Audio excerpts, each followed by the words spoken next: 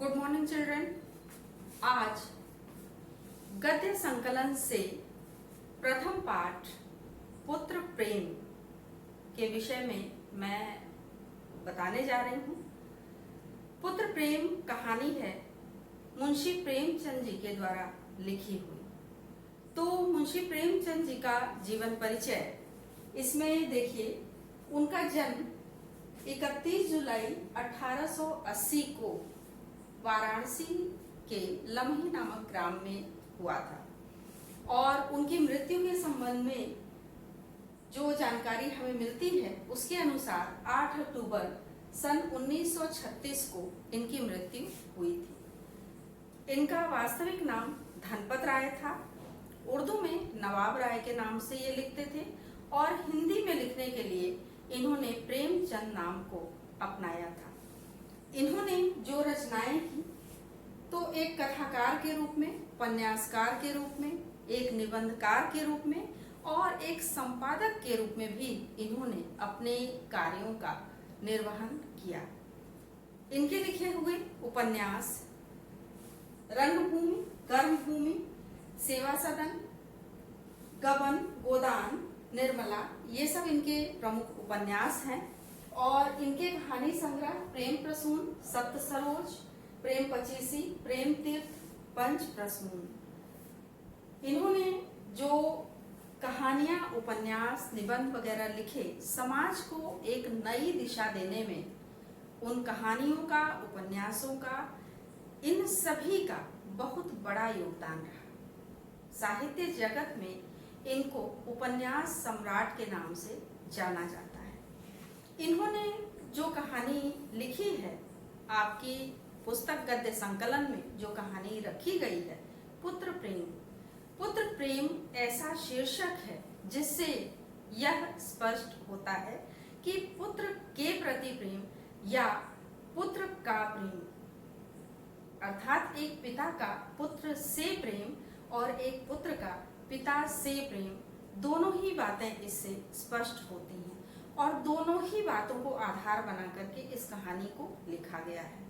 कहानी का उद्देश्य है, लेखक का इस कहानी को लिखने के पीछे यही उद्देश्य रहा होगा कि समाज में लोगों को ये शिक्षा दी जा सके कि पैसा रुपया ही सब कुछ नहीं है, बल्कि रिश्ते नाते हमारे लिए महत्वपूर्ण होने चाहिए। तो कहानी पुत्र प्रेम में जो मुख्य पात्र हैं इस कहानी के, चैतन्य दास जी। चैतन्य दास जी के विषय में कहा गया है कि अर्थशास्त्र के ज्ञाता थे, अर्थात धन को किस तरह से कमाना चाहिए और उसे किस तरह से खर्च करना चाहिए जिससे कि लाभ ही हो, कहीं भी हानि न उठानी पड़े, इसका पूरा ज्ञान चैतन्य दास जी को था। तो इसमें कहा गया कि बाबू चैतन्य दास ने अर्थशास्त्र खूब पढ़ा था। केवल पढ़ा ही नहीं था बल्कि उसका यथा योग्य व्यवहार भी करना जानते थे। वे वकील थे, 2-3 गांवों में उनकी जमींदारी भी थी, बैंक में भी कुछ रुपए थे। यह सब उसी अर्थशास्त्र के ज्ञान का फल था, यानी कि अर्थशास्त्र का जो ज्ञान था उससे उनके रुपए केवल बढ़ते थे, कभी भी रुपए घटते नहीं थे, कभी भी अनावश्यक खर्च को वो नहीं करते थे, अनावश्यक खर्चों को वो दबा दिया करते थे, समाप्त कर दिया करते थे। जब कोई खर्च सामने आता तब उनके मन में स्वभावतः यह प्रश्न उठता था कि उससे, उस खर्च से उनको स्वयं को लाभ हो रहा है, किसी अन्य को लाभ हो रहा है, या किसी को भी लाभ यदि नहीं हो रहा है तो उस व्यर्थ खर्च को करने की कोई आवश्यकता नहीं है। फिर व्यर्थ को भी विष के समान समझते थे। अर्थशास्त्र के सिद्धांत उनके जीवन के स्तंभ हो गए थे, यानी अर्थशास्त्र के इन सिद्धांतों पर चलना ही उनके जीवन का मुख्य उद्देश्य हो गया था। बाबू साहब के 2 पुत्र थे। बड़े पुत्र का नाम था प्रभुदास और छोटे पुत्र का नाम था शिवदास। प्रभुदास और शिवदास में केवल एक श्रेणी का अंतर था। दोनों ही बच्चे अच्छे थे पढ़ने लिखने में और पिता की ये सोच थी कि दोनों को ही पढ़ा लिखा कर बैरिस्टर बनाना है।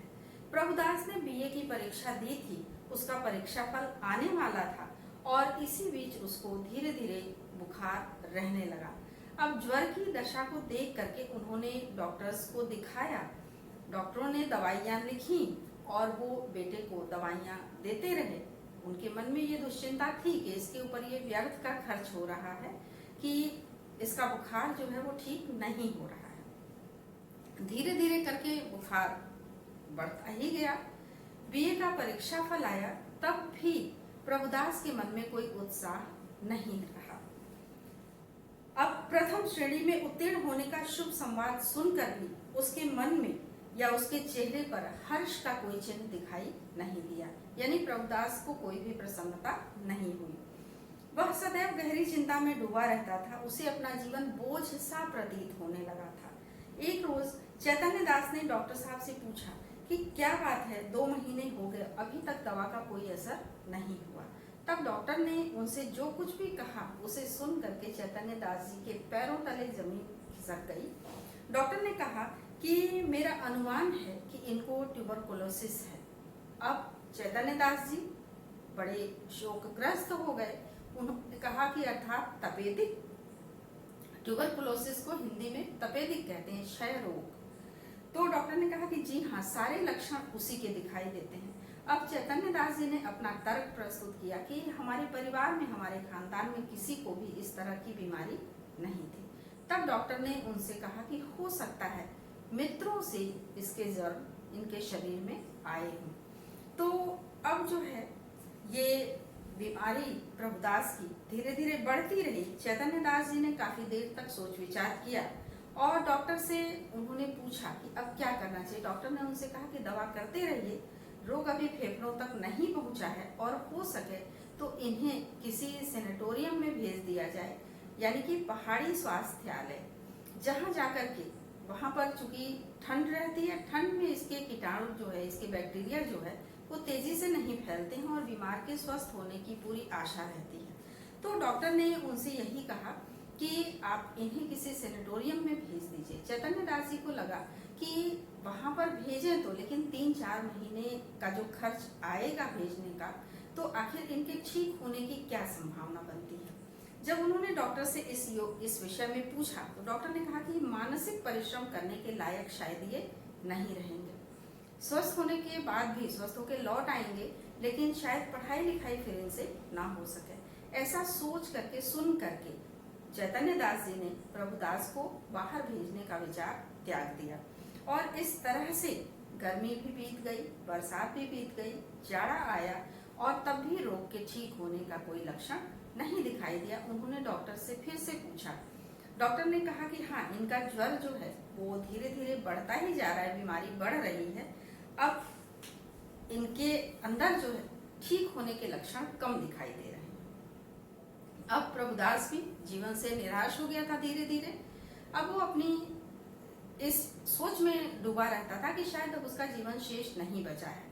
धीरे धीरे उसने पथ्य अपथ्य का विचार त्याग दिया, यानी उसका उपचार करने पर क्या खाने के लिए उसे दिया जाए, क्या खाए वो और क्या ना खाए, ये जो पथ्य और अपथ्य का विचार था उसने त्याग दिया था। और दवाइयाँ वगैरह जो कुछ भी उसको दी जाती थी वो उठा के फेंक देता था। और कहा जाए कि धीरे धीरे वो अपने मृत्यु के दिन गिनने लगा था। उसे जीवन से कोई आशा नहीं रह गई थी। अब उसे लग रहा था कि मृत्यु ही आ जाए तो अधिक उत्तम है। इस तरह से बड़ी दार्शनिक बातें वो करने लगा था। मित्रों वगैरह से उसने मिलना जुलना भी काफी कम कर दिया था और धीरे धीरे अपने जीवन को निराशा में डुबोता जा रहा था। तो पिता लोकलाज के डर से ही सही उसकी दवा वगैरह कर रहे थे, लेकिन प्रभुदास के स्वास्थ्य में धीरे धीरे गिरावट ही आ रही थी। जाड़े का मौसम था। चैतन्य दास पुत्र के सिरहाने बैठे हुए थे।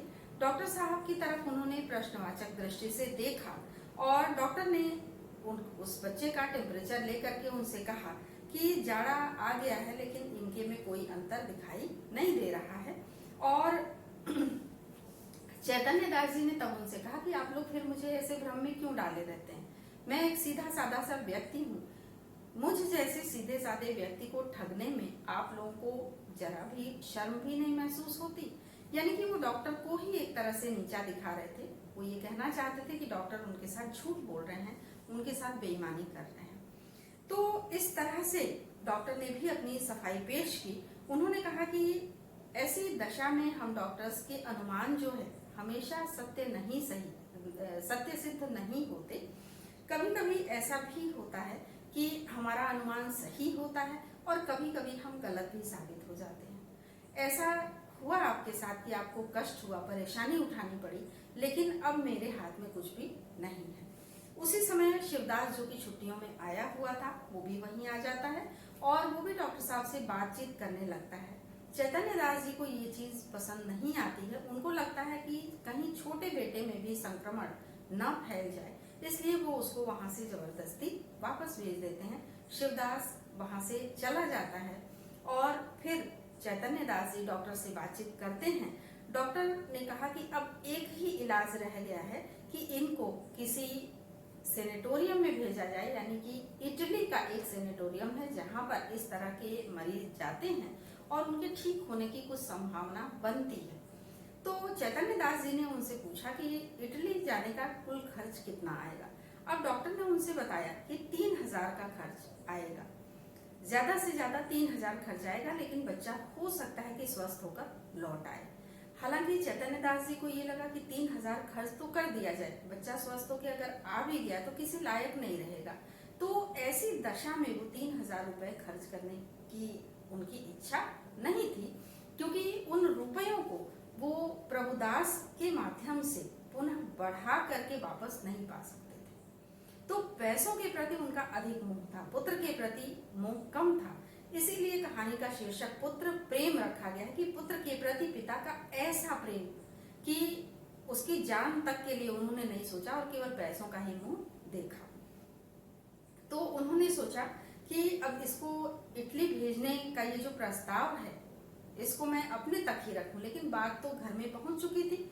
उनकी पत्नी भी उनसे तर्क वितर्क करने लगी थी।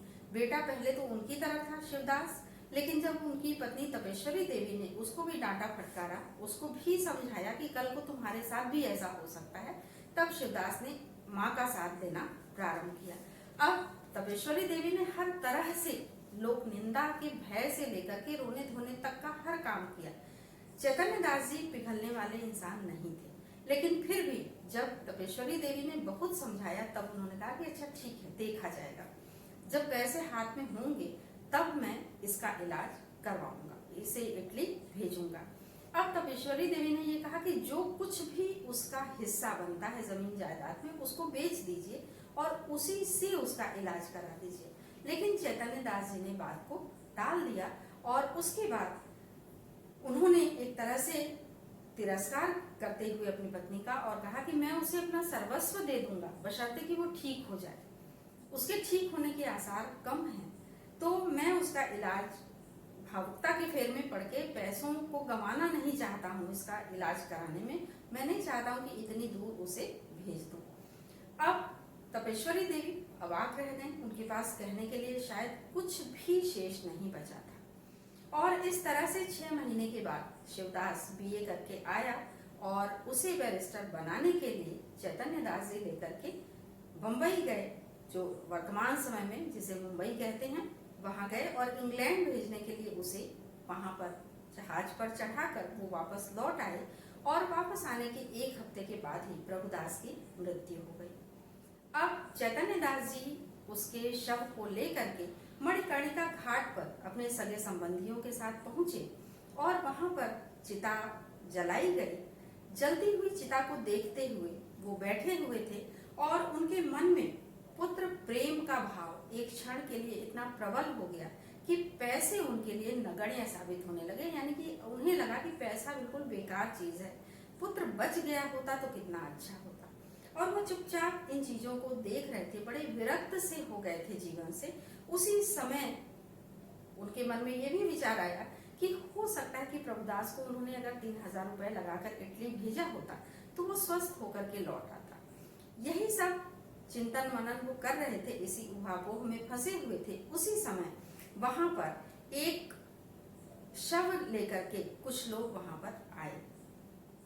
जो लोग साथ में आए थे उन्होंने देखा कि चैतन्य दास जी ने देखा कि जो लोग साथ में आ रहे थे एक बहुत बड़ा समूह था मनुष्यों का, और सारे लोग ढोल बजाते गाते पुष्प वर्षा करते चले आ रहे थे।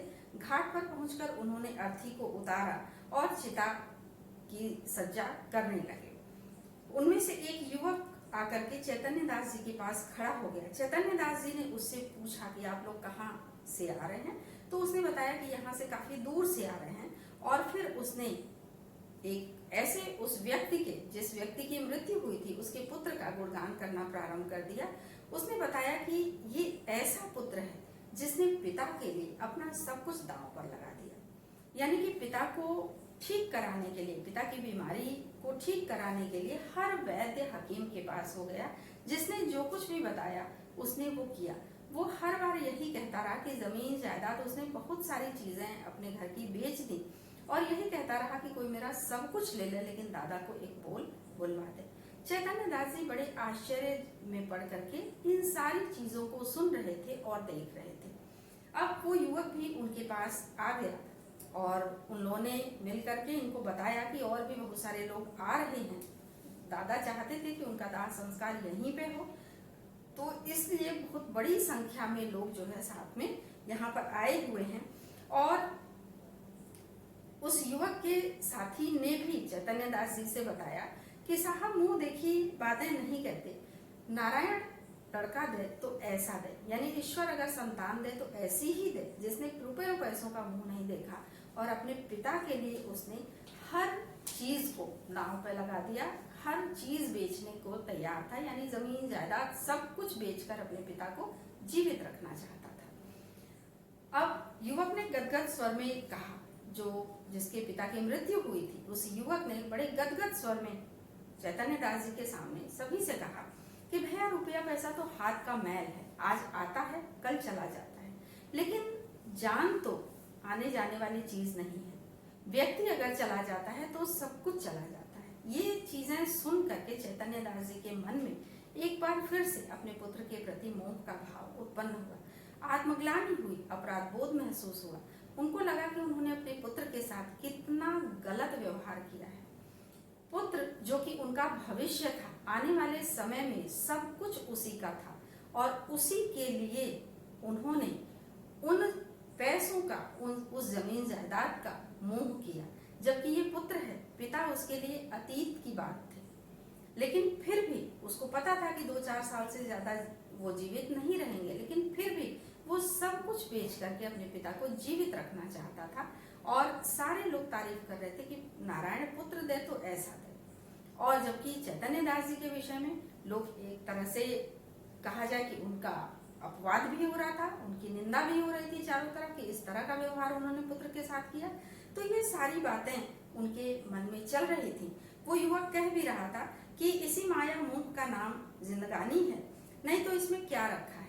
घर धन से प्यारी जान, जान से प्यारा ईमान। बाबू साहब आपसे सच कहता हूँ, अगर दादा के लिए अपने बस की कोई बात उठा रखता तो आज रोते न बनता। यानी कि कोई भी काम मैंने अगर न किया होता अपने पिता को जीवित रखने के लिए तो आज मुझे शायद रोते न बनता मुझसे। मैंने हर वो काम किया, मैं स्वयं को धिक्कारता अगर मैंने नहीं किया होता अपने पिता के लिए कुछ भी। लेकिन आज मैं संतुष्ट हूँ कि मैंने सब कुछ किया, फिर भी मैं अपने पिता को बचा नहीं पाया। अब चैतन्य दास जी सिर झुकाए आत्मग्लानि से के बोध से ग्रस्त थे, सारी बातें चुपचाप सुन रहे थे। मन अपराध बोध से भरा हुआ था, एक एक शब्द उनके हृदय पर तीर की तरह से लग रहे थे। और इस उदारता के प्रकाश में उनको अपनी हृदयहीनता, अपना जो आत्मशून्यता थी, यानी कि उन्होंने भावनाओं को कोई स्थान नहीं दिया था, रिश्ते नातों को कोई स्थान नहीं दिया था, इन सब पर उन्हें अपना ये अपराध जो है वो भारी लग रहा था कि उन्होंने बहुत बड़ी गलती की। इस तरह का गलत कार्य उन्हें नहीं करना चाहिए था। और उनके चित्त पर इस घटना का इतना प्रभाव पड़ा कि उन्होंने प्रभुदास की अंत्येष्टि संस्कार में हजारों रुपए खर्च कर डाले।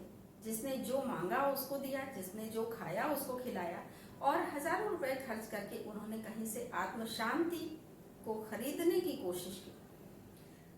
उनका संतप्त हृदय जो है उसकी शांति के लिए एकमात्र यही उपाय उनके पास शेष था कि अब वो प्रभुदास की अंत्येष्टि संस्कार अच्छे ढंग से कर सकें। और रुपए पैसे उसमें खर्च करके उन्होंने अच्छी तरह से धूमधाम से उसकी अंत्येष्टि की। लेकिन अगर यही सद्बुद्धि उन्हें पहले आ गई होती तो आज उनका पुत्र जीवित होता। तो ये कहानी का शीर्षक पुत्र प्रेम यानी पिता का पुत्र प्रेम, पुत्र के प्रति प्रेम और पुत्र का पिता से प्रेम। तो पुत्र से प्रेम और पुत्र का प्रेम, इस कहानी का शीर्षक ये दोनों ही अर्थों में सार्थक है। इस तरह से लेखक अपनी इस कहानी का जो उनका उद्देश्य था उसमें पूर्णतः सफल रहे।